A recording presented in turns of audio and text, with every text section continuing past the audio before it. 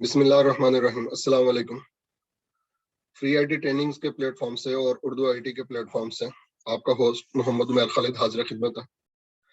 अच्छा बच्चों, हम लोगों ने अभी तक अपने गुज़िश्ता लेक्चर्स के अंदर इंफॉर्मेशन टेक्नोलॉजी की बेसिक्स को डिस्कस किया कि इंफॉर्मेशन टेक्नोलॉजी के कंपोनेंट्स कौन कौन से हैं। हम लोगों ने बड़ी तफसील के साथ देखा कि हार्डवेयर क्या होता है, सॉफ्टवेयर क्या होता है, इनपुट डिवाइसेस क्या होती हैं, आउटपुट डिवाइसेस क्या होती हैं, आईटी की कितनी तरह की डोमेन्स हैं और क्या स्कोप है और क्या यूज केसेस हैं और इसकी इम्प्लीमेंटेशन कहाँ पर है। कल हम लोगों ने लेक्चर के अंदर जो है नेटवर्क को डिस्कस किया था और मैंने आप लोगों को बताया था कि कोई भी नेटवर्क बनाने के लिए आप लोगों को दो बुनियादी चीजों का होना आप लोगों के पास जरूरी है, जिसके अंदर एक कनेक्टिविटी है और एक कम्युनिकेशन है। कि जब आप लोगों की कनेक्टिविटी भी होगी और कम्युनिकेशन भी होगी तो फिर आप आपस में एक्सचेंज ऑफ इंफॉर्मेशन कर सकते हैं और ये एक्सचेंज ऑफ इंफॉर्मेशन ही किसी भी नेटवर्क बनाने का मकसद होता है। और फिर जो है नेटवर्क को हम लोगों ने इसके फवाइद देखे थे, इसके क्या क्या फायदे हैं, और फिर हम लोगों ने ये डिस्कस किया था कि लैन क्या होता है, वैन क्या होता है। देन उसके बाद जो है हम लोगों ने लैन वैन की डिस्कशन के बाद जो एक ब्रीफ ओवरव्यू लिया था डिफरेंट टाइप के नेटवर्क्स का, जिसके अंदर पैन क्या होता है, जो पर्सनल एरिया नेटवर्क के एक फैमिली या एक घर के अंदर आपके मल्टीपल डिवाइसेस हैं, उनको आप लोग आपस में इंटरकनेक्ट कर लें डेटा को ट्रांसफर करने के लिए या तस्वीरों वगैरह को ट्रांसफर करने के लिए। और इस तरह स्टोरेज एरिया नेटवर्क जो है सैन जो है ये बिटवीन स्टोरेज डिवाइसेस जो है ये बनता है। और फिर वर्चुअल प्राइवेट नेटवर्क जो है अगर आपने अपने कॉर्पोरेट एनवायरनमेंट को, आपने अपने ऑफिस के नेटवर्क को घर से बैठ के एक्सेस करना है। ये चीजें हम लोगों ने कल डिस्कस की थी। देन उसके बाद मैंने आप लोगों को वर्क ग्रुप का और डोमेन का बताया था कि वर्क ग्रुप जो है उसका दूसरा नाम है पीयर टू पीयर नेटवर्क और डोमेन जो है उसको कहते हैं हम लोग client server network. Work group environment में आपकी रिसोर्स मैनेजमेंट डिसेंट्रलाइज होती है, जबकि डोमेन एनवायरनमेंट में आपकी रिसोर्स मैनेजमेंट सेंट्रलाइज होती है। डोमेन एनवायरनमेंट में एक सर्वर होता है, बाकी सारी क्लाइंट मशीनें होती हैं और सारी क्लाइंट मशीनें जो है वो सर्वर के मातहत होती हैं और सर्वर के जरिए से सारी क्लाइंट मशीन को कंट्रोल किया जा सकता है। जबकि वर्क ग्रुप एनवायरनमेंट में ऐसा कुछ नहीं होता, सारे के सारे ही क्लाइंट ऑपरेटिंग सिस्टम होते हैं, कोई सुपीरियर नहीं होता, कोई जूनियर नहीं होता। ठीक है। देन उसके बाद जो है मैंने आप लोगों के साथ डिस्कस किया था कि ऑन प्रेमिसेस सर्वर जो है ये क्या होता है, कि सर्वर का मतलब क्या, सर्वर का मकसद क्या, कि जो दूसरों को सर्विसेज प्रोवाइड करता है। ठीक है। कि वो फाइल सर्वर भी हो सकता है आपका, ये ईमेल सर्वर भी हो सकता है, ये एंटीवायरस सर्वर भी हो सकता है, या आपका डेटाबेस सर्वर भी हो सकता है। और क्लाइंट मशीनों के अंदर जो आप लोगों के पर्सनल कंप्यूटर भी हो सकते हैं, लैपटॉप भी हो सकते हैं, डेस्कटॉप भी हो सकते हैं, स्मार्टफोन भी हो सकते हैं, टैबलेट्स भी हो सकते हैं। जो आम हम लोग घरों में डिवाइसेस यूज करते हैं, ये हमारे जो गैजेट्स जो घरों में यूज करते हैं, ये हमारे क्लाइंट कंप्यूटर्स हैं। या स्कूल कॉलेज यूनिवर्सिटी के अंदर जो स्टूडेंट्स जो है वो डिवाइसेस यूज करते हैं अपने लर्निंग मैनेजमेंट सिस्टम को एक्सेस करने के लिए, अपनी लाइब्रेरी में पड़ी हुई बुक्स को एक्सेस करने के लिए और स्कूल के नेटवर्क से कनेक्ट होकर स्कूल का अपने असाइनमेंट वगैरह सबमिट करने के लिए वो उनके पास क्लाइंट मशीनें ही होती हैं। सिमिलरली कॉर्पोरेट एनवायरनमेंट में जितने वर्कर्स काम कर रहे होते हैं वो सारे के सारे क्लाइंट मशीनों के ऊपर ही काम कर रहे होते हैं। और सर्वर जो है वो आप लोगों का सर्वर रूम के अंदर, आप लोगों के डेटा सेंटर के अंदर पड़ा होता है। अच्छा, अब ये सर्वर जो है ना ये दो तरह के हो सकते हैं। या तो ऑन प्रीमिसेस हो सकते हैं कि आपके अपने एनवायरनमेंट के अंदर मौजूद हो, आपके अपने कंपनी के डेटा सेंटर के अंदर, आपके अपने सर्वर रूम के अंदर आपके रैक में लगे हो। कल मैंने आप लोगों को कुछ रैक्स की तस्वीरें वगैरह भी दिखाई थी कि डेटा सेंटर किस तरह का होता है। अच्छा, ये ऑन प्रीमिसेस सर्वर जो आपके पास मौजूद है, सर्वर की एक दूसरी किस्म भी हो सकती है जो कि हमारे पास क्लाउड के ऊपर होस्ट हुई हो, कि जो हमारे एनवायरनमेंट में मौजूद नहीं है, बल्कि हम लोगों ने किसी थर्ड पार्टी से, किसी और होस्टिंग या सर्विस प्रोवाइडर कंपनी से हम लोगों ने एक होस्टिंग ली हुई है और हम लोगों ने अपने सर्वर्स को वहां पे रखा हुआ है। हम लोगों के पास सपोज कोई जगह का इशू है या कॉस्ट का हम लोगों का इशू है, हम लोग नहीं चाहते कि हमारे जो है वो हमें बिजली के ऊपर अपना खर्च करना पड़े, या हमें अपने जो है यूपीएस पे खर्चा करना पड़े, या हमें नेटवर्क के लिए जो है एक डेडिकेटेड बंदा हायर करना पड़े। अपने इस कॉस्ट को सेव करने के लिए जो है हम लोग सारे का सारा जो है अपना आईटी का इंफ्रास्ट्रक्चर या आउटसोर्स कर देते हैं और किसी क्लाउड कंपनी से हम लोग होस्टिंग ले लेते हैं। तो जो मशहूर क्लाउड की कंपनीज हैं पूरी दुनिया के अंदर, सबसे पहले जो माइक्रोसॉफ्ट है, माइक्रोसॉफ्ट का जो क्लाउड है वो अजूर के नाम से, माइक्रोसॉफ्ट एयर AZURE। दूसरा जो है अमेजोन है, अमेजोन AWS। तीसरा जो है गूगल क्लाउड है। तीन ये मशहूर बड़े चैंपियन है। इसके अलावा VMware का भी क्लाउड है, और जो ओरेकल का भी अपना क्लाउड है, सिट्रिक्स का भी अपना क्लाउड है। तो ये तो मल्टीनेशनल कंपनीज हैं। प्लस इसके अलावा आजकल जितनी ISPs हैं, इंटरनेट सर्विस प्रोवाइडर, लाइक जिस तरह से अब हम लोग यहाँ पर UAE के अंदर हैं, यहाँ पे UAE के अंदर जो है इत्तसलात जो है मेन टेलको कंपनी है, इत्तसलात का भी अपना क्लाउड है E1C के नाम से। तो क्लाउड होने का मतलब क्या है कि इनके पास जो है बहुत बल्क क्वांटिटी के अंदर स्टोरेज है, इनके पास बड़े बड़े सर्वर्स हैं, इनके पास बड़े बड़े डेटा सेंटर्स हैं, इनके पास बेतहाशा रैक्स हैं। उन रैक्स के अंदर इनके पास जो है कंप्यूटर भी मौजूद हैं, इनके पास जो है नेटवर्क डिवाइसेस भी मौजूद हैं, इनके पास जो है टेराबाइट्स, पेटाबाइट, एक्साबाइट के अंदर स्टोरेज भी मौजूद है, इनके पास मैन पावर भी मौजूद है, इनको UPS का, बिजली का, जनरेटर का भी कोई मसला नहीं है। तो ये कंपनियों को कहते हैं कि आप लोगों को जितने भी सर्वर्स की जरूरत है, आप लोग खुद अपना सर्वर ना लगाएं, बल्कि हमारे से ले लें सर। अच्छा, अब आप किसी भी कंपनी से कोई सर्वर खरीदते हो, कोई अपने IT के इंफ्रास्ट्रक्चर को आप आउटसोर्स करते हो, या आप इन चीजों को होस्ट करते हो किसी दूसरे के प्रीमिसेस में, तो क्लाउड के ये तीन तरह के मॉडल होते हैं। पहला मॉडल जो है उसको हम लोग बोलते हैं IaaS, दूसरा मॉडल जो होता है क्लाउड का उसको बोलते हैं PaaS, और तीसरा मॉडल जो होता है उसको बोलते हैं SaaS। IaaS का मतलब है infrastructure as a service, PaaS का मतलब है प्लेटफॉर्म एज अ सर्विस, और SaaS का मतलब है सॉफ्टवेयर एज अ सर्विस। जब हम लोगों ने क्लाउड कंप्यूटिंग के डिस्कशन शुरू की थी, तो उसके अंदर मैंने आपको बताया था कि क्लाउड जो है हमारा दो तरह का हो सकता है, या पब्लिक क्लाउड हो सकता है या प्राइवेट क्लाउड हो सकता है। किसी भी कंपनी के पास अपना IT का इंफ्रास्ट्रक्चर है, अपना डेटा सेंटर है, अपना सर्वर रूम है, अपने रिसोर्सेज हैं, उन्होंने अपना एक प्राइवेट क्लाउड बनाया हुआ है, जिसके जरिए से उनके एम्प्लॉयज जो हैं रिमोटली डेटा सेंटर को, सर्वर को, IT की सर्विसेज को एक्सेस कर लेते हैं। तो ये किसी भी कंपनी का प्राइवेट क्लाउड से मुराद क्या है, जिसमें वापडा का अपना क्लाउड हो सकता है, किसी स्कूल कॉलेज यूनिवर्सिटी का अपना क्लाउड हो सकता है, कोई अपना पर्सनल डेटा सेंटर के अंदर अपनी चीजें होस्ट करके खुद उन सबको मैनेज कर रहे हो, तो ये बोलते हैं, इसको हम लोग कहते हैं कि प्राइवेट क्लाउड। प्राइवेट क्लाउड बनाने के लिए जो माइक्रोसॉफ्ट के जो है जो सॉफ्टवेयर यूज होते हैं, उसके अंदर एक फैमिली है माइक्रोसॉफ्ट की जिसका नाम है सिस्टम सेंटर। यहाँ पे स्लाइड में भी आपको लिखा हुआ नजर आ रहा है, system centre 2012 provide automation and self service. कि सिस्टम सेंटर के प्रोडक्ट्स को यूज करते हुए आप लोग अपना प्राइवेट क्लाउड बना सकते हैं। ठीक है। पब्लिक क्लाउड जो है उसका मैंने आपको बताया कि पब्लिक क्लाउड जो है Amazon AWS इसकी सर्विसेज प्रोवाइड कर रहा है, माइक्रोसॉफ्ट एज्योर इसकी सर्विस प्रोवाइड कर रहा है, गूगल क्लाउड इसकी सर्विस प्रोवाइड कर रहा है। और क्लाउड की जब डिस्कशन शुरू की थी तो उसके अंदर हम लोगों ने डिटेल से देखा था कि क्लाउड है क्या। और इसकी मैंने आपको एग्जांपल ऐसे दी थी कि जैसे आप लोग बिजली इस्तेमाल करते हैं और जितने यूनिट्स कंज्यूम करते हैं उसके अकॉर्डिंगली आप बिल पे कर देते हैं, बिल्कुल इसी तरह से आप जितने कंप्यूट सर्विसेज यूज करोगे, आप जितनी स्टोरेज यूज करोगे, जितनी नेटवर्क बैंडविड्थ यूटिलाइज करोगे, उसके अकॉर्डिंगली जो है आप मंथली अपना बिल पे कर दोगे। फायदा आप लोगों को क्या हुआ कि अपना डेडिकेटेड सर्वर रूम नहीं बनाना पड़ा, खुद से आप लोगों को रैक्स नहीं खरीदने पड़े, खुद से आप लोगों को PDUs या पावर डिस्ट्रीब्यूशन यूनिट नहीं लेने पड़े, खुद अपना UPS नहीं लेना पड़ा, खुद जनरेटर का बंदोबस्त नहीं करना पड़ा, नेटवर्किंग के झंझट से, स्टोरेज के झंझट से आप लोग जो है बच गए हुए। आपने अपना सारे का सारा जो है IT के जितने सर्वर्स हैं वो आप लोगों ने किसी क्लाउड कंपनी के पास से जो है स्पेस लेके वहां पे आप लोगों ने होस्ट करवा दिया। तो बुनियादी जो क्लाउड की किस्में होती हैं वो दो होती हैं, एक पब्लिक क्लाउड और एक प्राइवेट क्लाउड। अब फिर पब्लिक हो या प्राइवेट हो, तो अभी हम लोगों के आगे फर्दर आगे जितनी डिस्कशन अभी चलेगी वो पब्लिक क्लाउड के बारे में चलेगी। पब्लिक क्लाउड के अंदर तीन तरह के मॉडल होते हैं, infrastructure as service, platform as service और सॉफ्टवेयर एज सर्विस। अच्छा, इंफ्रास्ट्रक्चर एज ए सर्विस के अंदर जो है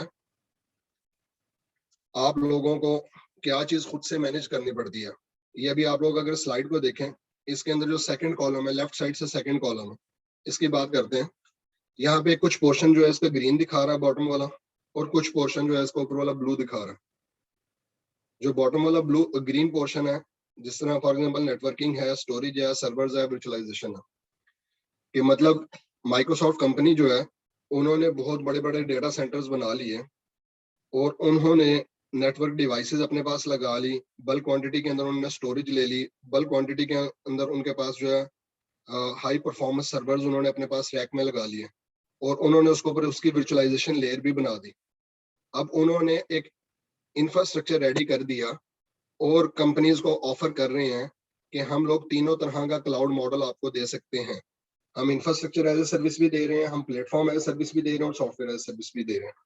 अब इंफ्रास्ट्रक्चर एज सर्विस का मतलब ये है कि मिसाल के तौर पे आप लोग अपनी एक नई ट्रैवल एजेंसी जो है ना आप लोगों ने रजिस्टर की है। अब ट्रैवल एजेंसी के अंदर जो है आप लोगों को एक टिकटिंग के लिए सर्वर चाहिए कि जिसके अंदर आपके जितने भी क्लाइंट्स हैं या आपके जितने कस्टमर हैं कि उन सब के डेटा जो है ना कि जो जो आपने उनसे पेमेंट ली है और जो आपने आके उनकी होटल की बुकिंग करनी है या आप लोगों ने जो उनको टिकट्स इशू करने हैं कि आपका टिकटिंग का वहां पर सॉफ्टवेयर आपका चल रहा होगा।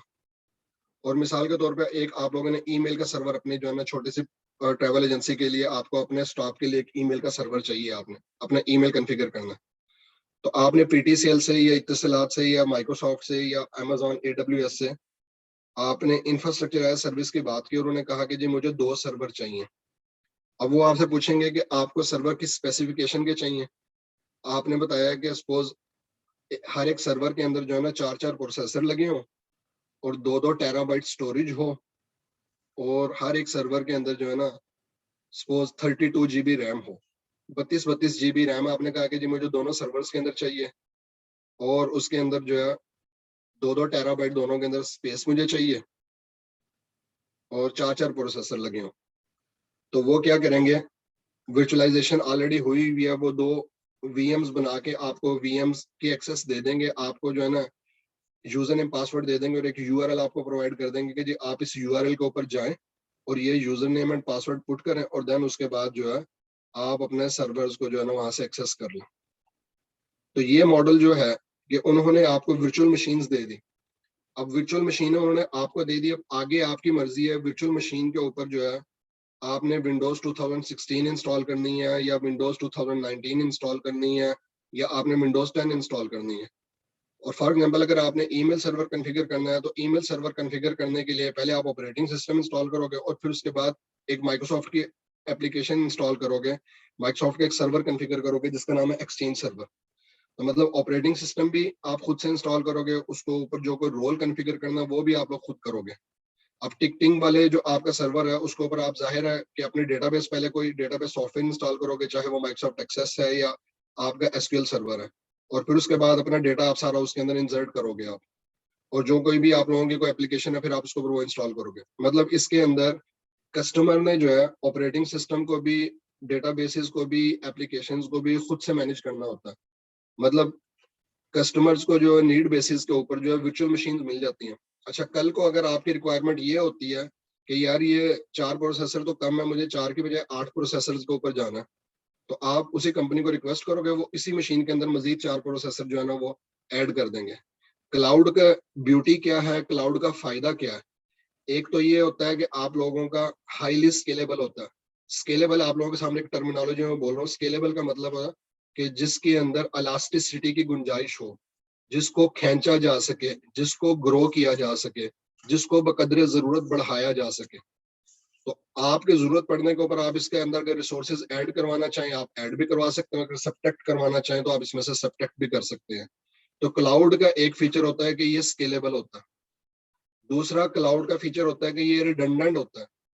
रिडंडेंट का मतलब ये है कि आप लोगों का बिहाइंड द सीन जो है ना, क्लाउड कंपनी ने उसका फेल ओवर क्लस्टर बनाया हुआ है। अगर मिसाल के तौर पे जो क्लाउड प्रोवाइडर है जिससे आपने सर्विसेज ली है, चाहे वो इत्तिसालात है, चाहे पीटीसीएल है, चाहे अमेजोन है, चाहे आप लोगों का माइक्रोसॉफ्ट एजर है, तो वो किसी एक होस्ट के ऊपर जो है ना आपकी सारी वर्चुअल मशीन्स को नहीं रखेगा। या अगर फॉर एग्जांपल जिस फिजिकल सर्वर के ऊपर आपकी वर्चुअल मशीन्स अगर पड़ी हुई थी, वो फिजिकल सर्वर के डैमेज हो जाता है, कोई उसके अंदर स्पार्क होता है, कोई बिजली का कोई इशू बनता है और वो पूरे का पूरा रैक ही डाउन हो जाता है, पूरे का पूरा सर्वर रूम के अंदर एक पूरी कैबिनेट एक डाउन हो जाती है। तो इसकी एक कैबिनेट के डाउन होने की वजह से, एक रैक के डाउन होने की वजह से कस्टमर की जो वर्चुअल मशीन्स हैं या कस्टमर्स की जो सर्विसेज हैं वो इम्पेक्ट नहीं होनी चाहिए। तो इसके लिए जब हम क्लाउड बनाते हैं तो हम लोग उसको, क्लाउड को हम लोग क्लस्टर के ऊपर जो है ना, हम लोग जो फिजिकल जो मशीनें होती हैं उनका हम लोग जो है ना हाइपरवाइजर लेयर के ऊपर हम लोग उसका क्लस्टर बनाते हैं। क्लस्टर का मतलब ये है कि रिडंडेंसी कायम करने के लिए, कि ताकि अगर एक रैक या एक सर्वर हमारा डाउन हो भी तो ऑटोमेटिकली वो सारे के सारे रिसोर्सेज को दूसरा होस्ट या दूसरी फिजिकल मशीन टेक ओवर कर ले और कस्टमर्स को किसी किस्म का डाउन टाइम फील ना हो।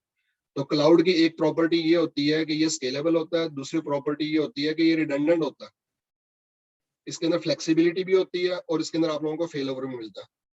और तीसरी सबसे इंपॉर्टेंट जो है इसकी प्रॉपर्टी ये होती है कि आप इसको रिमोटली एक्सेस करते हो, over the internet through the web आप इसको एक्सेस करते हो, कि आपको चल के ऑफिस नहीं जाना पड़ता, आपको खुद से मूव करके डेटा सेंटर में जाने की जरूरत नहीं है, बल्कि अपने घर में बैठे बैठे अपने लैपटॉप से या अपने पीसी से आप अपने क्लाउड एनवायरनमेंट को, क्लाउड के इंफ्रास्ट्रक्चर को आप एक्सेस कर सकते हो।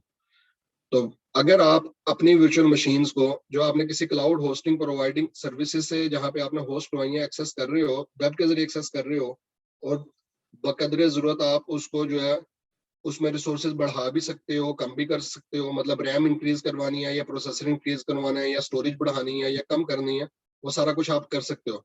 अच्छा, ये जो क्लाउड का जो मॉडल होता है ये होता है पे एज यू गो, कि जितनी आप पेमेंट करोगे उसके अकॉर्डिंग, सॉरी, जितना आप यूज करोगे, जितने आप जिस तरह बिजली के यूनिट कंज्यूम करते हैं बिजली का बिल उतना आता है, बिल्कुल इसी तरह से क्लाउड के जितने स्टोरेज कंज्यूम करोगे, जितने प्रोसेसर कंज्यूम करोगे, जितनी नेटवर्क बैंडविड्थ यूज करोगे, उसके अकॉर्डिंगली जो है ना आपका महीने का या साल का जो है ना आप लोगों का बिल बनेगा। तो पहला मॉडल जो है उसको बोलते हैं infrastructure as a service. Infrastructure as a service के अंदर कस्टमर ने खुद से टेक केयर करना होता है अपने ऑपरेटिंग सिस्टम को, ऑपरेटिंग सिस्टम के ऊपर चलने वाली एप्लीकेशंस को, उसके जो रन टाइम है, उसका जो डेटा है, उसकी जो एप्लीकेशन है, जो मिडलवेयर है। अच्छा, ये मिडलवेयर से क्या मुराद है, या इसके ऊपर जो है जो रन टाइम है, इससे क्या मुराद है, कि मतलब क्लाउड कंपनी ने आपको वर्चुअल मशीन्स प्रोवाइड कर दी, अब उसके ऊपर एंटीवायरस को प्रोटेक्ट करना ये अब आपकी अपनी जिम्मेदारी है कि आपने इस ऑपरेटिंग सिस्टम पे एंटीवायरस आपने कौन सा इंस्टॉल करना है। या उन्होंने तो आपको वर्चुअल मशीन बना के दे दी, लेकिन एग्रीमेंट में उन्होंने ये नहीं लिखा कि वो आपके डेटा का बैकअप भी करेंगे। अब अगर आप अपने कोई एक्सपेरिमेंट कर रहे हो और आप कोई R&D कर रहे हो, R&D करते हुए अगर आपका डेटा डिलीट हो जाता है, तो अगर एग्रीमेंट में नहीं लिखा तो क्लाउड सर्विस प्रोवाइडर इस चीज की जिम्मेदार नहीं है, तो अपने डेटा का बैकअप भी आपने खुद लेना है। जो मिडलवेयर है, जो रन टाइम्स हैं, आप खुद से उसके रिस्पॉन्सिबल हो गए। तो जो कह लेंगे जी जिसके अंदर कस्टमर के पास सबसे ज्यादा फ्लेक्सिबिलिटी होती है और जो कस्टमर को ज्यादा चीजें मैनेज करनी पड़ती हैं, वो इंफ्रास्ट्रक्चर एज सर्विस के अंदर है। जबकि दूसरा जो मॉडल है जिसको हम लोग बोलते हैं platform as a service, platform as a service के अंदर जो क्लाउड होस्टिंग प्रोवाइडिंग कंपनी है, वो आप लोगों को नेटवर्क भी, स्टोरेज भी, सर्वर भी, वर्चुअलाइजेशन भी, जैसे इंफ्रास्ट्रक्चर एज सर्विस में ये चारों लेयर्स मैनेज करता है, ये चारों लेयर्स प्लेटफॉर्म एज सर्विस में भी वही मैनेज करेंगे। प्लस इसके अलावा ऑपरेटिंग सिस्टम भी, मिडल वेयर भी, रन टाइम भी, ये भी वही मैनेज करेंगे। यानी अगर आपका ऑपरेटिंग सिस्टम पे कोई सिक्योरिटी पैचेस इंस्टॉल करने हैं ना, तो वो अब आपकी जिम्मेदारी नहीं होगा, बल्कि क्लाउड सर्विस जो प्रोवाइड कर रहे हैं ना, चाहे वो इत्तेसलात है, चाहे पीटीसीएल है, चाहे माइक्रोसॉफ्ट है, चाहे अमेजोन है, पैचिंग उनकी रिस्पॉन्सिबिलिटी है, सिक्योरिटी अपडेट्स उनकी रिस्पॉन्सिबिलिटी है, एंटीवायरस मैनेज करना उनकी रिस्पॉन्सिबिलिटी है, वर्चुअल मशीन का पीरियोडिक बैकअप लेना, या जो भी आप लोगों के एग्रीमेंट में लिखा है कि जी डेली बैकअप लेंगे या स्केड्यूल बैकअप लेंगे या इंक्रीमेंटल बैकअप लेंगे या डिफरेंशियल बैकअप लेंगे, ये उस कंपनी की जिम्मेदारी होगी। अब इसके अंदर कस्टमर ने क्या करना है, कस्टमर ने सिर्फ और सिर्फ अपना डेटा और अपनी एप्लीकेशन को मैनेज करना है। यानी जो आप लोगों का टिकटिंग का जो सॉफ्टवेयर है, वो टिकटिंग का सॉफ्टवेयर आप लोगों ने उसमें जो भी आपने कॉलम्स इंसर्ट करने हैं, जो क्यूरीज रन करनी है, वो आपने खुद करना है, और जो भी आपने अपना उसमें डेटा एंटर करना है वो आपने खुद करना है। मतलब वो आपको एक रेडीमेड एनवायरनमेंट प्रोवाइड कर देंगे, आपको ऑपरेटिंग सिस्टम इंस्टॉल करने की जरूरत नहीं। क्लाउड के इस प्लेटफॉर्म एज ए सर्विस के मॉडल के अंदर आप अपने रिक्वायरमेंट बता देते हो कि जी मुझे विंडोज 2019 का एक सर्वर चाहिए और मुझे विंडोज 2016 का एक सर्वर चाहिए, और मुझे इनका बैकअप भी चाहिए, और मुझे इनके जो है ना एंटीवायरस के साथ मुझे सर्विस चाहिए।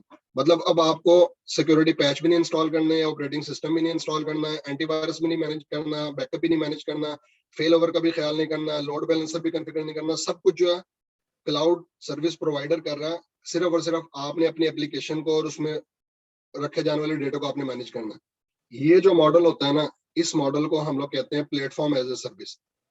जो तीसरा मॉडल है क्लाउड का, उसके अंदर ये है कि आप लोग ये चाहते हो कि जी मेरे पास आईटी की एक्सपर्टीज नहीं है, और ना मैंने कोई आईटी का जो है ना कोई इंजीनियर मैंने कोई हायर करना है, तो मैं जो है ना हर चीज जो है ना वो रेडीमेड ले लेता हूँ माइक्रोसॉफ्ट से या अमेजोन से। मिसाल के तौर पे आपकी कंपनी के अंदर 25 लोग काम कर रहे हैं, अब 25 लोगों के लिए आपको ईमेल की सर्विसेज चाहिए, या आप लोगों को 25 लोगों को आपस में कम्युनिकेट करवाने के लिए आपको माइक्रोसॉफ्ट टीम की, या आप लोगों को स्काई फॉर बिजनेस की, या फिर आप लोगों को गूगल टॉक की आपको सर्विस चाहिए। तो जिस कंपनी से आप होस्टिंग लोगे ना, उन्हें कह दोगे कि यार मुझे जो है ना 25 लोगों की ईमेल का और कम्युनिकेशन का मुझे सिस्टम दे दो कि मुझे 25 लोगों की रिक्वायरमेंट है कि 25 लोग जो ना अपने पास ऑफिस इंस्टॉल कर लें, वन ड्राइव के ऊपर अपना डेटा स्टोर कर लिया करें, जो भी इनकी जो डेली की इनकी सेल है या जो कोई भी इनके कस्टमर के साथ, और फिर जो इन्होंने आपस में बातचीत करनी होती है, इन्हें वॉइस ओवर आईपी का कोई सोल्यूशन जो है ना कोई सॉफ्ट फोन वगैरह दे देंगे जिससे ऑडियो कॉल कर लें, वीडियो कॉल कर लें, वेब कॉन्फ्रेंस कर लें, और ईमेल की ना इनको हर एक बंदे को 50-50 जीबी की जो है ना स्टोरेज के साथ इन्हें ईमेल की फैसिलिटी दे दें। अब इस केस के अंदर ईमेल सर्वर आपको नहीं मैनेज करना, कम्युनिकेशन सर्वर आपको नहीं मैनेज करना, आपको फाइल सर्वर आपको नहीं मैनेज करना। ये सारे के सारे कौन कर रहा है? बैक एंड के ऊपर बिहाइंड द सीन या तो इतिसलात वाले कर रहे हैं, या फिर पीटीसीएल वाले हैं, या फिर अमेजोन वाले कर रहे हैं, या फिर माइक्रोसॉफ्ट वाले कर रहे हैं। आपको सिर्फ और सिर्फ एक इंटरफेस दे दिया जाएगा, एक पोर्टल दे दिया जाएगा कि आप अपना एडमिन का यूजर नेम पासवर्ड आप डालोगे, वहां पे आपके पास 25 अकाउंट आपके पास आ रहे होंगे। अब वो 25 अकाउंट आपने जिस जिसको भी असाइन करना है, फॉर एग्जांपल एक जुबैर को असाइन कर दिया, एक साद को असाइन कर दिया, एक अहमद को असाइन कर दिया।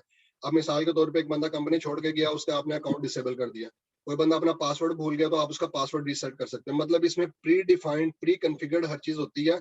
आपके पास सिर्फ एक एडमिन पैनल होता है, उस एडमिन पैनल के अंदर आपने पासवर्ड अनेबल करना है या डिसेबल करना है, पासवर्ड चेंज करना है, किसी की कुछ परमिशंस किसी को आपने असाइन कर देनी है, किसी की परमिशंस रिवोक कर लेनी है। मतलब बैक एंड इंफ्रास्ट्रक्चर आपको मैनेज करने की जरूरत नहीं है। Server, storage, virtualisation, networking, operating system, middleware, run time, data application, each and everything, ये सारे के सारे जो क्लाउड की सर्विसेज जिनसे आपने ली हैं वो कंपनी मैनेज कर रही है। और आपने क्या करना है कि सिर्फ और सिर्फ आपने एडमिन पोर्टल के जरिए जो आपके जो 25 एम्प्लॉइज का जो पोर्टल है, जहां से आपने किसी यूजर को अनेबल करना, डिसेबल करना, सिर्फ आपने वो काम करना। तो इस मॉडल को कहते हैं हम लोग सॉफ्टवेयर एज ए सर्विस। अच्छा, और अगर एक्सट्रीम लेफ्ट साइड पे अगर आप लोग देखो तो यहाँ पे जो ब्लू कलर का कॉलम आपको नजर आ रहा है, ये ब्लू कलर का कॉलम जो है ना ये इंडिकेट कर रहा है आपके ऑन प्रीमिसेस सर्वर को, कि अगर जो है आपके पास ऑन प्रीमिसेस जो है ना आपके अपने डेटा सेंटर के अंदर आपके अपने सर्वर्स लगे हुए हैं, आपके अपने रैक्स के अंदर, वहां पे नेटवर्किंग भी आपने खुद मैनेज करनी है, स्टोरेज भी खुद मैनेज करनी है, सर्वर्स भी खुद मैनेज करने हैं, वर्चुअलाइजेशन भी खुद मैनेज करनी है, ओएस भी खुद इंस्टॉल करना है, middleware, run time, data application, each and everything आपने इंस्टॉल खुद करनी है। ये कहलाता है ऑन प्रीमिसेस। तो हम लोग इंशाल्लाह जो है ऑन प्रीमिसेस से शुरू करेंगे, और मैं आप लोगों को इंशाल्लाह बिल्कुल स्क्रैच से सिखाऊंगा कि आप लोगों ने ऑन प्रीमिसेस सर्वर्स को कैसे मैनेज करना है। फिर उसके बाद जो है ना हम लोग ग्रेजुअली बाकी 3 मॉडल्स को भी हम लोग जो है ना स्टडी करेंगे, देखेंगे कि इंफ्रास्ट्रक्चर एज सर्विस के अंदर जो है कैसे चीजों को मैनेज किया जाता है, प्लेटफॉर्म एज सर्विस में कैसे किया जाता है, और सॉफ्टवेयर एज सर्विस में कैसे किया जाता है। अच्छा, मतलब अगर मैं स्कोप की बात करूं, इंफ्रास्ट्रक्चर एज सर्विस का स्कोप जो बड़ा होता है। इंफ्रास्ट्रक्चर एज सर्विस के अंदर जो है ना ऑपरेटिंग सिस्टम को भी टेक केयर करना, एंटीवायरस को टेक करना, और बैकअप को टेक केयर करना, और नेटवर्क लोड बैलेंसर वगैरह कॉन्फ़िगर करना। जो कॉन्फ़िगरेशन है वो एंड यूजर की, कस्टमर की रिस्पॉन्सिबिलिटी है। जो प्लेटफॉर्म एज सर्विस है इसका स्कोप थोड़ा लिमिटेड है। इसके अंदर आपको जो है ना ऑलरेडी इंस्टॉल हुए हुए ऑपरेटिंग सिस्टम मिल जाता है, बैकअप की टेंशन लेने की, एंटीवायरस की टेंशन लेने की जरूरत नहीं है। ये जिम्मेदारी होती है जिससे आपने सर्विसेज ली हुई है। और जो सॉफ्टवेयर एज सर्विस है इसके अंदर आपने कुछ भी नहीं करना, सिर्फ सिर्फ अपने एडमिन पैनल को मैनेज करना है। तो सॉफ्टवेयर एज सर्विस की जो एग्जांपल है माइक्रोसॉफ्ट ऑफिस 365 है, कि अगर आप ऑफिस 365 का लाइसेंस लेते हो ना, तो इसके साथ आपको पूरा ऑफिस का सूट मिल जाता है, जिसमें वर्ड है, एक्सेल है, पावर पॉइंट है, आउटलुक है, ठीक है, वन नोट वगैरह है। इसके अलावा वन ड्राइव की स्पेस आपको मिल जाएगी। कम्युनिकेशन के लिए आप लोगों को एक सॉफ्टवेयर मिल जाएगा, माइक्रोसॉफ्ट टीम्स मिल जाएगा, और ईमेल के लिए आप लोगों को एक ऑनलाइन ईमेल का सोल्यूशन आपको मिल जाएगा। ठीक है, तो ये जो सॉफ्टवेयर है सर्विस की ऑफिस 365 एक बेहतरीन एग्जांपल है। ठीक है जी, यहाँ तक आप लोगों को चीजें क्लियर है? यहाँ तक अगर किसी को कोई चीज समझ ना लगी हो तो वो बताएं। जी, अहमद भाई, जुबैर भाई, साद भाई, किसी चीज की अगर आपको समझ नहीं लगी। ये रन टाइम और मिडल वेयर पैचिंग थोड़ा थोड़ा सा इनका बता दें, 3 चीजों का, रन टाइम, मिडल वेयर और पैचिंग। अच्छा, ऑपरेटिंग सिस्टम जब आप विंडोज आप इंस्टॉल करते हैं ना, तो विंडोज इंस्टॉल करने के बाद जो है आपने कोई एप्लीकेशन आपने इंस्टॉल करनी है। एप्लीकेशन इंस्टॉल करने के लिए जो है ना उस एप्लीकेशन की रिक्वायरमेंट है कि उस एप्लीकेशन के लिए आप लोगों को .NET फ्रेमवर्क इंस्टॉल करना है, या उस एप्लीकेशन की रिक्वायरमेंट है। मिसाल के तौर पे आप लोगों ने शेयर पॉइंट सर्वर आपने कॉन्फ़िगर करना है, तो वो शेयर पॉइंट जो है ना, शेयर पॉइंट सर्वर जो है डायरेक्ट आपका इंस्टॉल नहीं होता जब तक बैक एंड के ऊपर आप लोगों का एसक्यूएल सर्वर इंस्टॉल ना हुआ वो। तो अब जो ये एसक्यूएल सर्वर जो है ना ये आपका मिडल वेयर के अंदर आ जाएगा। जो रन टाइम जो है ना ये .NET फ्रेमवर्क, जो छोटे छोटे यूटिलिटीज हैं, छोटे छोटे पैकेजेस हैं, उनको बोलते हैं हम लोग रन टाइम। ठीक है, रन टाइम जो है ना, जो इंटरमीडिएट कह लें, जो हमारे कह लें स्पोर्टिंग कंपोनेंट कह लें, कि हम लोगों ने जिस टारगेट को अचीव करना है, उस टारगेट को अचीव करने के लिए जो आपके इंटरमीडिएट कनेक्टर है आपका, ये इंटरमीडिएट कनेक्टर जो आप लोगों का कोई एसक्यूएल सर्वर भी हो सकता है, ये इंटरमीडिएट जो है ना आप लोगों के जो है कह लेंगे जो कोई सपोर्टिंग यूटिलिटीज भी हो सकती हैं। जो रन टाइम्स है ना या मिडल वेयर है, वो उसकी हैसियत जो है ना एक दरमियानी एजेंट की होती है, कि जब तक वो ऑपरेटिंग सिस्टम के ऊपर वो दरमियानी एजेंट आपका इंस्टॉल नहीं होगा तो आप अपने डिजायर्ड आउटपुट आप उससे हासिल नहीं कर सकते, या आप इसको आसान अल्फाज में कह लें कि सपोर्टिंग टूल्स हैं। ठीक है, तो ये मिडल वेयर के अंदर जो आपका बैकअप भी आ जाता है, मिडल वेयर के अंदर आपके जो है ना एंटीवायरस भी आ जाता है, और रन टाइम्स के अंदर जो आपका जो एनवायरनमेंट रेडी करने के लिए जो सपोर्टिंग कंपोनेंट्स हैं, जो छोटे छोटे फीचर हैं, मिसाल के तौर पे आप लोगों ने जो है ना नेटवर्क लोड बैलेंसर आपने कॉन्फ़िगर करना है, तो ये नेटवर्क लोड बैलेंसर जो है ना ये आपका मिडल वेयर के अंदर आपके आ जाएगा। नेटवर्क लोड बैलेंसर का मकसद क्या है, मतलब क्या है, कि आप ये चाह रहे हो कि आपने 2 सर्वर लिए हैं और 2 सर्वर से एक जैसा काम ले रहे हो, और अगर एक सर्वर डाउन होता है तो चीजें जो है ना दूसरे सर्वर के ऊपर ऑटोमेटिकली नेटवर्क के ऊपर के थ्रू जो है ना लोड बैलेंस हो जाए, वो उधर शिफ्ट हो जाए। तो अब ये लोड नेटवर्क लोड बैलेंसर को कॉन्फ़िगर करना, मतलब इंटरमीडिएट चीज को मैनेज करना, ये क्लाउड कंपनी की जिम्मेदारी नहीं होगी, बल्कि ये आपकी अपनी जिम्मेदारी होगी। मिडल वेयर के अंदर आपके एनएलबी भी आ सकता है, मिडल वेयर के अंदर जो है आप लोगों के एसक्यूएल सर्वर भी आ सकता है, मिडल वेयर के अंदर आपके एंटीवायरस सर्वर भी आ सकता है, और मिडल वेयर के अंदर जो है आप लोगों का बैकअप भी आ सकता है। और रन टाइम्स के अंदर जो है, जिस तरह डॉट नेट फ्रेमवर्क की आपको मैंने एग्जांपल दिया है, डॉट नेट फ्रेमवर्क हो सकता है, या दरमियान में कोई आपने कोई लैंग्वेज इंस्टॉल करना है, कोई लैंग्वेज आपने कंपोनेंट इंस्टॉल करना है, जिस तरह कह लेंगे जी माइक्रोसॉफ्ट विजुअल बेसिक जो है, तो ये आप लोगों का रन टाइम के अंदर आ सकता है। या कह लेंगे जावा स्क्रिप्ट जो है, या बाज वेबसाइट्स के लिए जो है ना वो कहता है कि जी जब तक आपके पास जावा की एप्लीकेशन इंस्टॉल नहीं होगी तो आपका जो है ना ये वाला पोर्टल नहीं खुलेगा। तो ये जो इस तरह के छोटे छोटे सपोर्टिंग कंपोनेंट्स हैं, ये आप लोगों के रन टाइम के अंदर आप लोगों के आते हैं। जी यहाँ तक क्लियर है? अच्छा जी, आज मैंने जैसे आप लोगों से कमिटमेंट की थी कि आज हम लोग इंशाल्लाह अपना प्रैक्टिकल करेंगे। अभी तक हम लोग जितनी स्टोरीज सुनते रहे हैं, अब मैंने इसकी प्रैक्टिस करनी है। अब सबसे पहले तो जो नेटवर्क बनाने के लिए आमतौर पर बंदा यह सोचता है कि यार मेरे पास अगर तो 2 कंप्यूटर होंगे तो फिर मैं एक को क्लाइंट बनाऊंगा, एक को मैं सर्वर बनाऊंगा। अब मसला ये है कि मेरे पास तो सिर्फ और सिर्फ एक ही लैपटॉप है, या मेरे पास तो सिर्फ सिर्फ एक ही डेस्कटॉप पीसी है, तो उसके ऊपर मैं प्रैक्टिस कैसे करूंगा? तो उसके लिए जो है ना आप एक वर्चुअलाइजेशन का एनवायरनमेंट जो है ना आप लोग अपने पास कॉन्फ़िगर कर लोगे।